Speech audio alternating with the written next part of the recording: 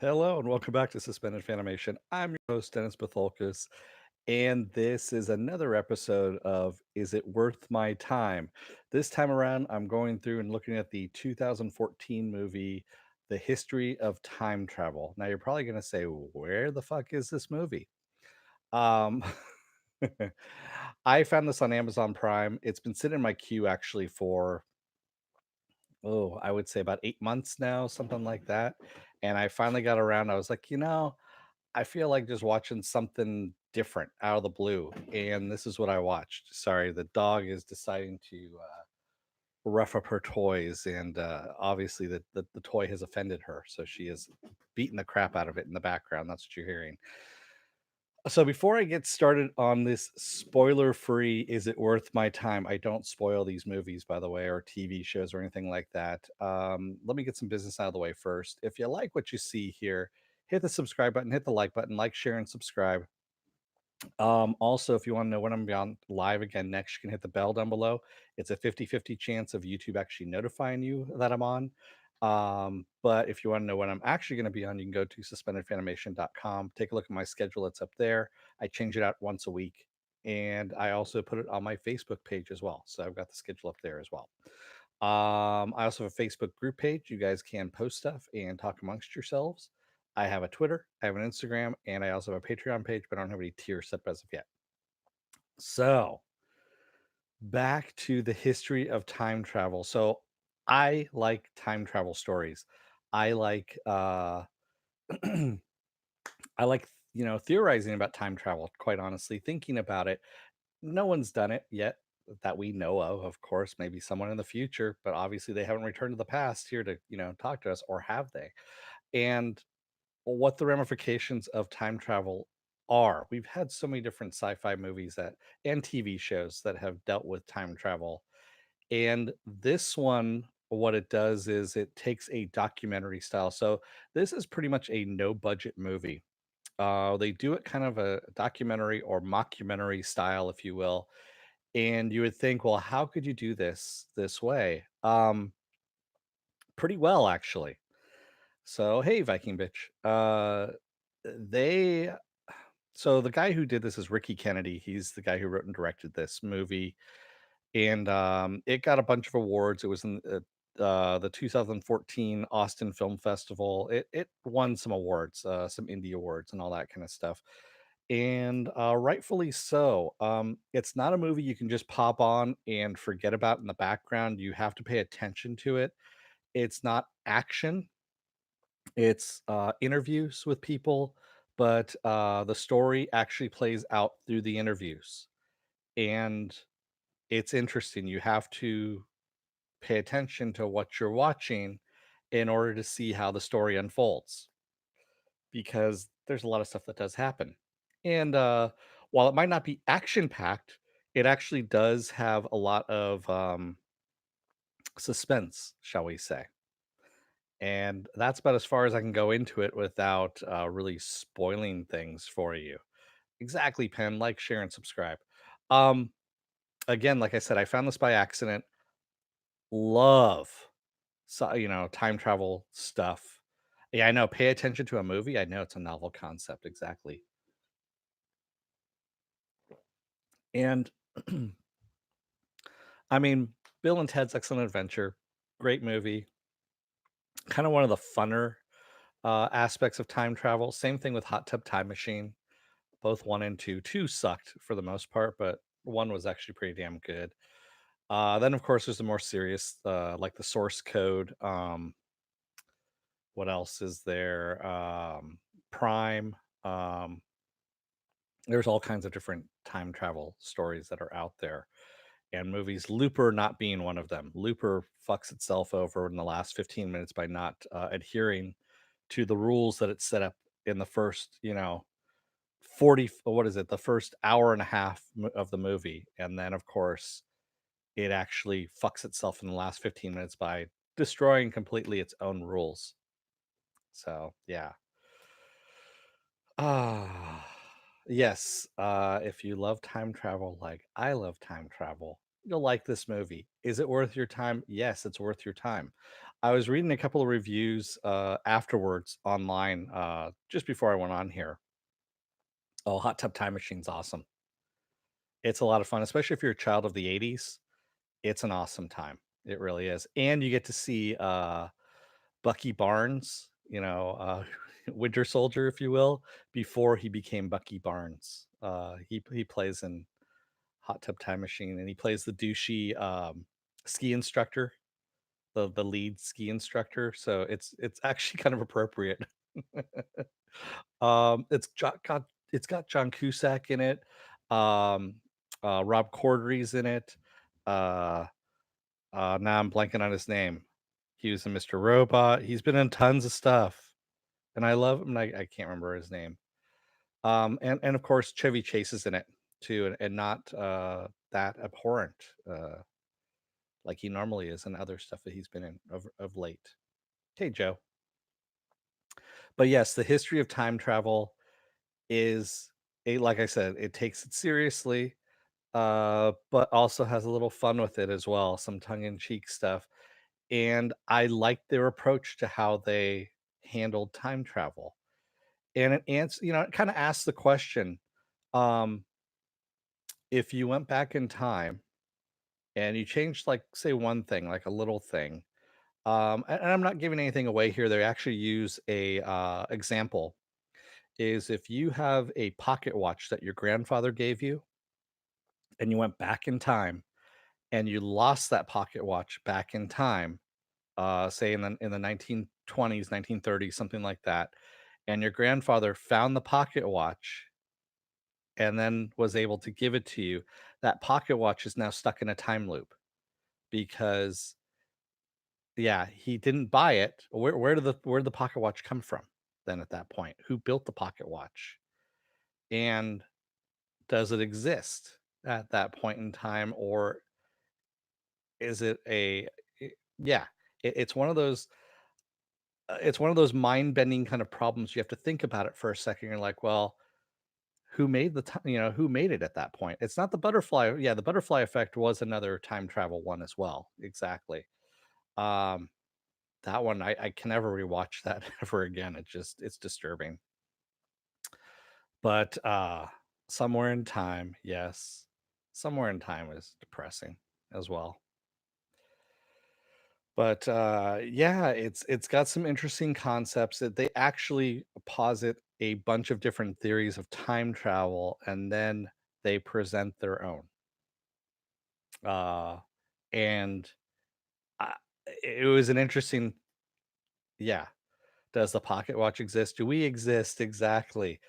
And it brings that whole idea of what is reality, what is time, what is space, kind of thing. These are all things that flutter through my mind as I'm driving home or in the shower, that kind of thing. 12 Monkeys, yeah, the 12 Monkeys, both the movie and the TV show, are awesome. Yeah. Yes, that was an episode of Star Trek Next Generation as well, with Data in the Loop. Yeah, where they were in that loop for what was it, like 3 months or something like that before he broke them out of it. Yeah, exactly.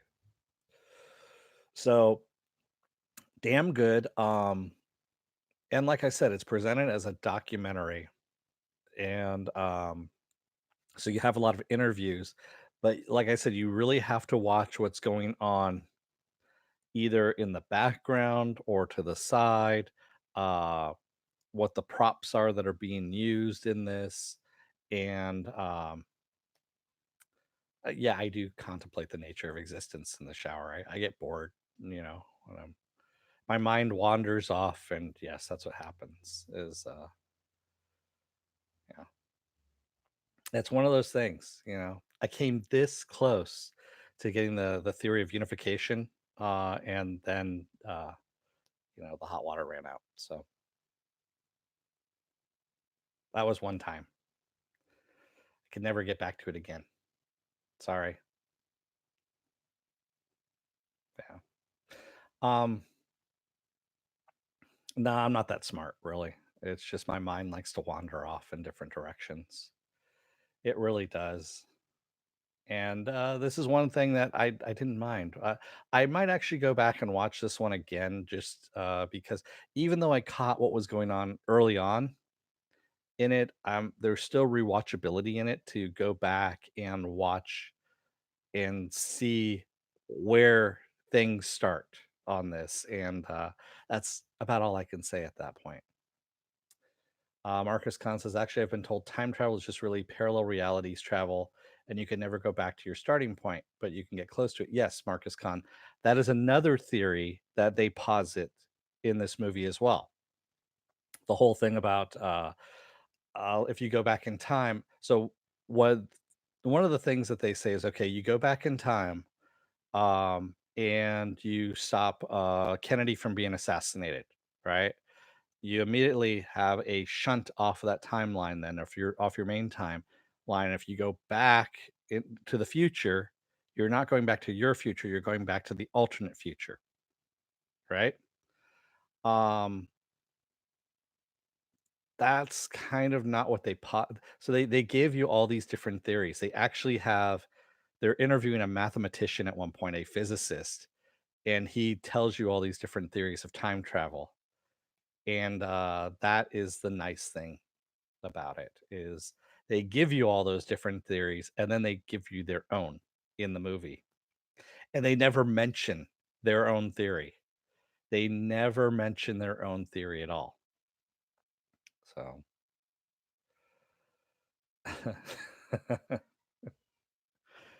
yeah. As long as your mind comes back after a good wander, not really. You've seen me do these podcasts. It's not coming back. Ah, yeah. Well, if you look at Avengers Endgame, uh, and I can pretty much say it's not a spoiler at this point, but time travel is heavy into it, and they have they've created alternate timelines in their version of this. Although it's still kind of flawed. You have to think. Then they've doomed a couple different universes to actually um, be wiped out by Thanos and stay that way in Avengers Endgame, if you think about it. And um, yeah, that's all I can. I was gonna say something about the movie and I can't because it would give stuff away. Viking Beach says, I was told about parallel realities as a kid and was terrified that I would wander through an opening and get stuck halfway in between. Yeah. Well, there's always the Anastasi thing about portals. They're along ley lines and things like that. That supposedly are up in caves and things like that. These are sacred areas to Indians, to Native American Indians, and supposedly they are portals to parallel realities or alternate realities or parallel universes, that kind of thing. That is one of the theories for people. Did I see the movie Primer? I have not, Joe, but I did mention it. I know of that movie. So Primer is another one that's out there. Yeah. I also haven't seen Time Crimes either, which is another one that I know is really good. I had it in my queue forever on Netflix, and they took it off of Netflix, and I forgot about it. Yeah. But this one, like I said, it's on Amazon Prime. It's free if you have Amazon Prime. And it's good. It's what is it? Like an hour and 45 minutes, I believe, something like that. Actually, let me see cuz I have the IMDb up right now as I'm looking at it. And uh actually it's an hour and 12 minutes long. It's just a little over an hour long. It feels a little bit longer because of the content of it, but yeah, it's really only an hour and 12 minutes long. So yeah, you could literally rewatch it again and get the same amount of time as you would be in a Marvel movie. Eh, yeah. So what'd you think of Primer, Joe? Joe Greer, I should say, since there's two Joes here. Oh, you added it to your Amazon watch list. Nice. Jab? Did I jab? I might have been intentionally jabbed. I don't remember. Maybe that was my past self, not my future self. Because my future self sometimes does things that the past self doesn't realize, and my present self ends up paying for it. Yeah, that's right. I enjoyed it, and he disappears into the timeline. That's what happened. Yep, he was just about to say what was going on, and whoop, being winked out of existence. Joe, don't sleep with your grandmother in the past. You don't want to be your own grandfather. Doesn't work out that way. Just ask Fry, Philip J. Fry. That's actually one of my favorite episodes of Futurama, by the way, too. Is when they go back in time, the 1940s, and Fry becomes his own grandfather. Yeah, that one just makes me laugh. Oh man. Oh, there he is. And Joe Greer's back in time. What happened there? Uh, just like Hugh Jackman killing all his clones in The Prestige. Hey, man, that's a spoiler. No, I'm kidding. It's been out long enough. You haven't seen The Prestige yet. What the hell's wrong with you? Prestige is actually a good movie. It's a damn good movie. Plus, it has David Bowie as Nikola Tesla in it, which is fucking brilliant. Quite honestly, yeah. So let's see. Yeah, this is going to be probably a short one just because, like I said, I don't want to spoil anything on this one. This one is so good, and it's a short movie that I can't really um, say too much about it without giving stuff away. Marcus Kahn says, so if we go with the parallel realities theory of time travel, would you go and knowing you can never come back to your start point? Also, would there now be two of you? Oh my God. Um, Not necessarily. I mean, if there's parallel, I would do the parallel realities. If I mean, quite honestly, I look at it as a sliders opportunity. It's different worlds that you're going to, and according to, I believe it's according to Einstein. What is it? Every decision that's made creates a new timeline, right? Where there's okay, like say I decide to finish this drink, right? That creates one timeline. Say I don't finish that drink, I decide not to. That's another timeline. And for everyone in the world, there's decisions that are made that lead to other timelines. So you have infinite realities, infinite different timelines because of choices. So, did you ever watch? Oh yeah, I watched Duckman. Yeah, there's an episode where Ajax made a machine that created alternate Duckmans, all telling him to do and not do a specific action. Yeah, I remember that. Actually, Duckman was one of my favorite shows. The whole my favorite was he said, "Welcome to Duckman Associates, where our motto is we like to see you greased up and semi-conscious."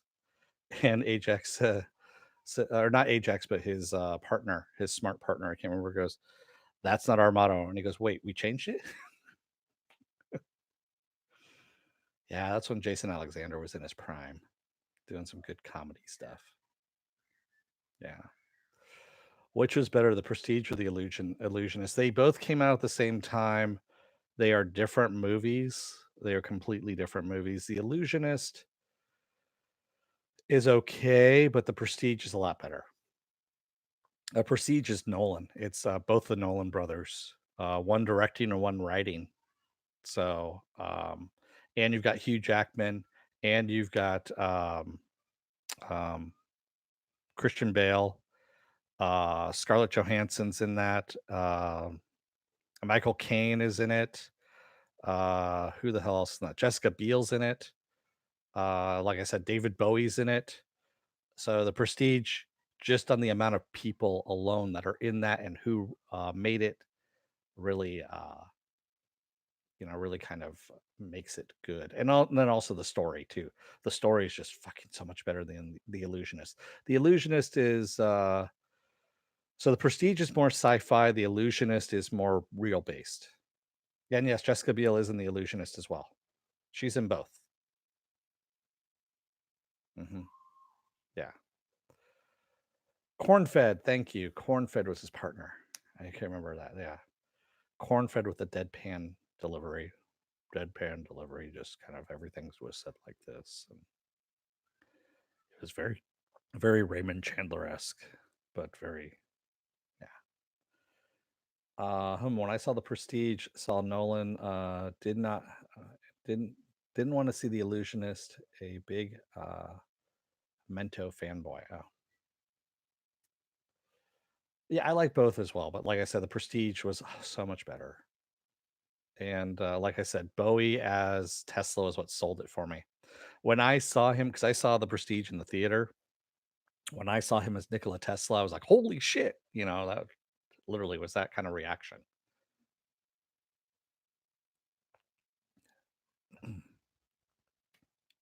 Oh yeah. So yeah, I really dug the way they use time travel in this, and how they explain it. And then also the whole thing of time travel is, so if you do go back and change time, do people notice? Or do you even notice if time is changed? Or is time relative to the observer, as Einstein says? Or does it change you? There's all kinds of questions. And that's what I liked about this movie is they posit all these questions and they go with one. They go with one idea and they leave it at that. And they follow that idea, what they set up. That's the nice thing about it is when you have someone actually paying enough attention to their own movie or they don't fuck up their own rules. Uh, Excuse me, it was a 2014 release, Marcus Khan. So yeah, it was 2014. And like I said, I just saw it. It's been out, I think, for over a year now on Amazon Prime. But yeah, I just popped it into my queue and ended up watching it. So sorry about the demon spawn. They decided to come out, of course, when I decided to do my podcast and scream and yell outside the window as much as possible because that is the little bastards that they are. So, all right. So, what's going on for the rest of this week? Tomorrow I'm off. Thursday I'm off. Uh, and then Friday I return for Titans season 2, episode 10. Hopefully we get over the fucking melodrama and they start producing some shit. What was this? Alternate question. Are you disappointed Mr. Robot has only 6 episodes yet? Yeah, I am, Marcus, but at the same time, I know those 6 episodes are going to be fucking fantastic. Yeah.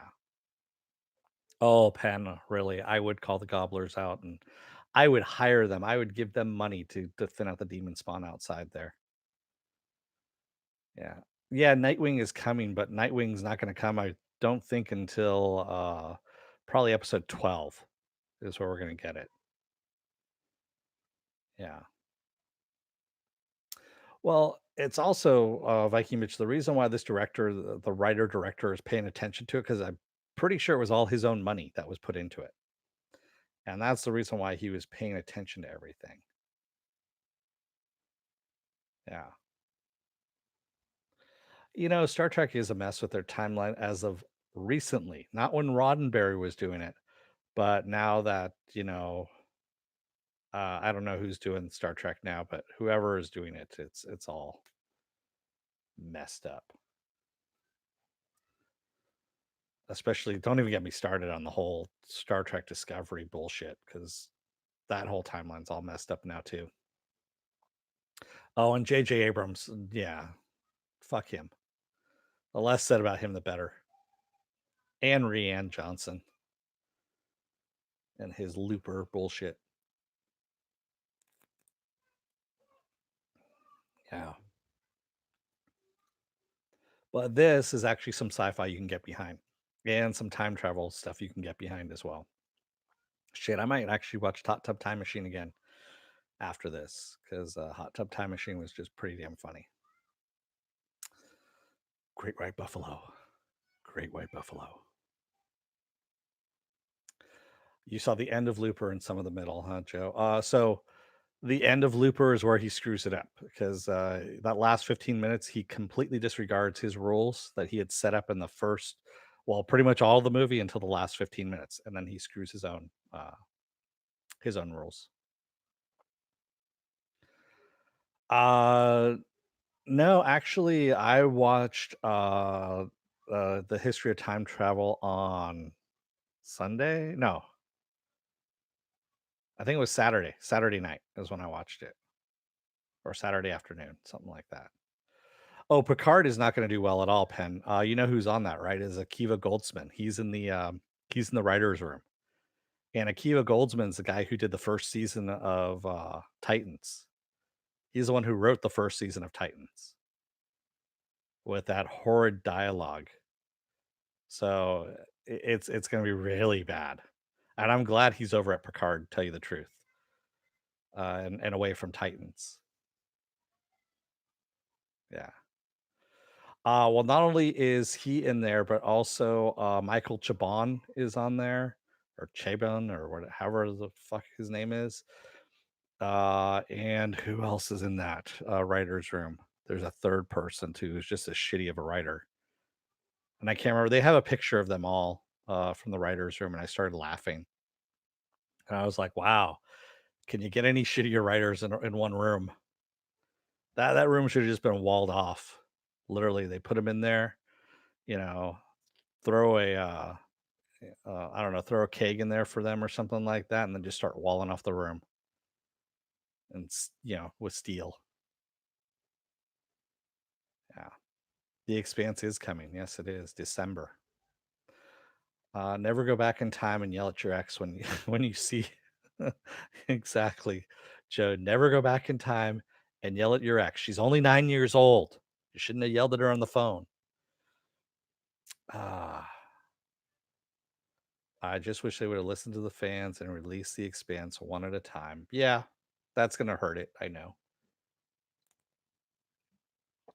But I'm going to be covering it one episode at a time. And once a week is when I'm going to be doing that. Yeah.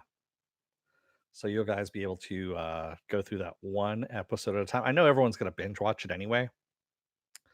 So that's fine with me. But I'm not.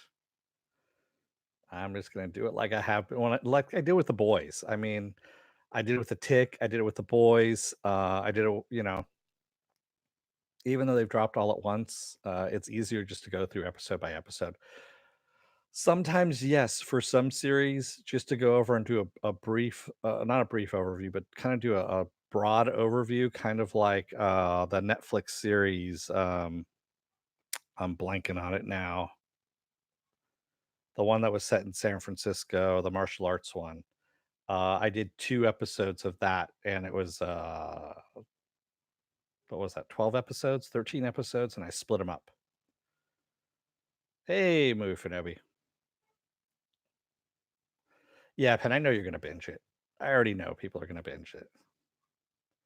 Man in the High Castle. Wonder how it's going to. Yeah, so Man in the High Castle is on the 15th, and I more than likely I'm going to do a wrap up on that one. I'm just going to do one recap review of it. Not even a recap. I'm going to do a review of the final season.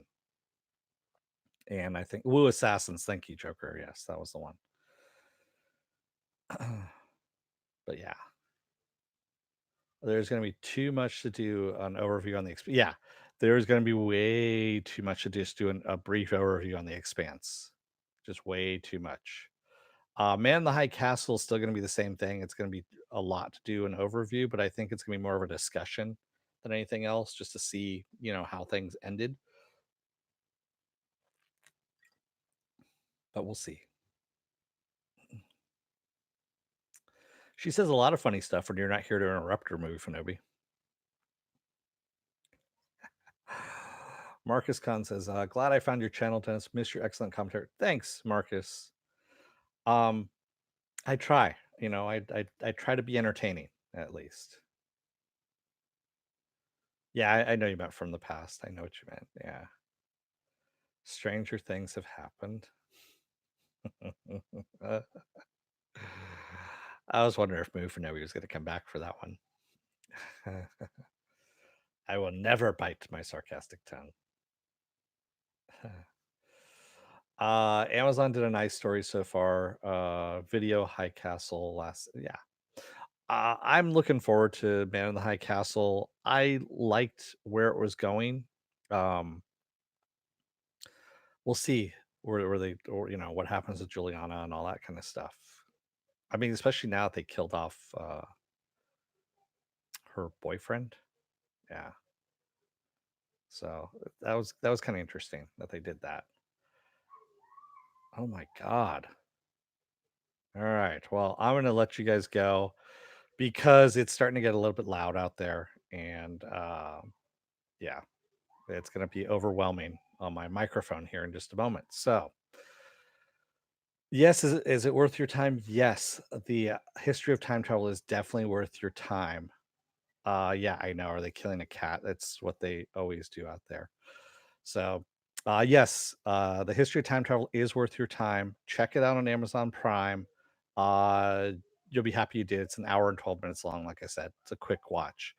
Um, like I said, I'm off tomorrow. I'm off Thursday. I'm back on Friday. Saturday is Saturday morning blast off, where I do the genre news of the week and any other genre stuff you guys want to talk about. And Sunday is a double whammy of Mr. Robot and Watchmen. Monday, of course, is going to be His Dark Materials. And then next Tuesday, is going to be The Mandalorian. That's right, the premiere of The Mandalorian. Um, just so you know, this is the last Is It Worth My Time for now until things slow down a bit, and then I'll bring back Is It Worth My Time. This is actually a nice little segment that I have here on the show. It allows me to go over things I normally wouldn't have gone over, just because it's hard to review things sometimes and or recap things. So yeah, I know I'm going to be doing that right now. So all right, people, I'm gonna let you go. Like I said, it's getting loud out there. I will see you on Friday, and don't let the door hit your ass on the way out. Otherwise, you may find out the Russians have landed on the moon. Thanks, everybody. Have a good night.